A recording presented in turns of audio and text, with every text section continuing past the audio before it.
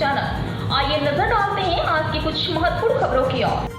युवाओं में सड़क सुरक्षा के महत्व को स्थापित करने के एक सराहनीय प्रयास में होंडा मोटरसाइकिल और स्कूटर इंडिया ने आज गुजरात के ठीलापुर में अपने प्लॉट में एक महत्वपूर्ण कार्यक्रम आयोजित किया। इस कार्यक्रम में 10 सरकारी प्राथमिक विद्यालयों के 200 छात्र एकत्रित हुए।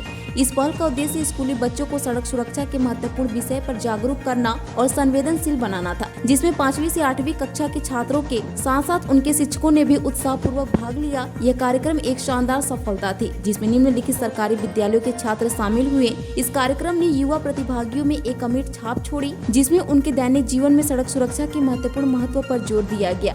HMSI ऐसी शैक्षिक पहलों के लिए समर्पित है जो एक सुरक्षित और अधिक जिम्मेदार भावी पीढ़ी बनाने के लिए निरंतर प्रयास कर रही है। ने आज गुजरात के ठीलापुर में अपने प्लॉट में एक महत्वपूर्ण कार्यक्रम आयोजित किया। पेश अहमदाबाद से नीता लिंबाचिया की खास रिपोर्ट। મારું નામ પટેલ ધર્મિષ્ઠાબેન બળદેવભાઈ છે અને અમે દાલુદ સ્કૂલમાંથી આવ્યા છીએ।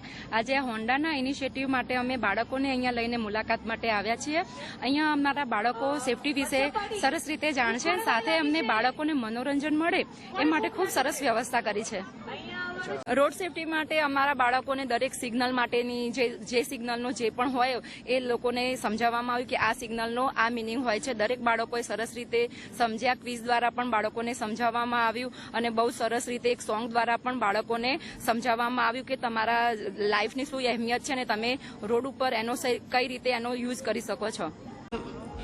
રોડ ઉપર ચાલતા પહેલા જોઈ લેવાનું કે સાધન આવે છે કે નહીં, અને ઝીબ્રા ક્રોસિંગ હોય તો જ રોડ ઉપરથી ચાલવાનું। અને મારું નામ ઝાલા રાજવીસિંહ પ્રદ્યુવાનસિંહ છે।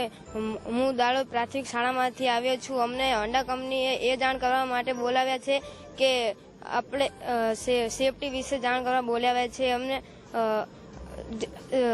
વાહન ચલાવતી વખતે આપણે હેલ્મેટ, બાઇક ચલાવતી વખતે આપણે હેલ્મેટ પહેરવું જોઈએ। ગાડી ચલાવતી માટે સીટ બેલ્ટ પહેરવું જોઈએ, જેના કારણે એક્સિડન્ટ ઓછા થવાની સંભાવના રહે। અને આપણે રોડ ક્રોસ કરવો હોય તો ઝેબ્રા ક્રોસિંગ પર આપણે ચાલવું પડે।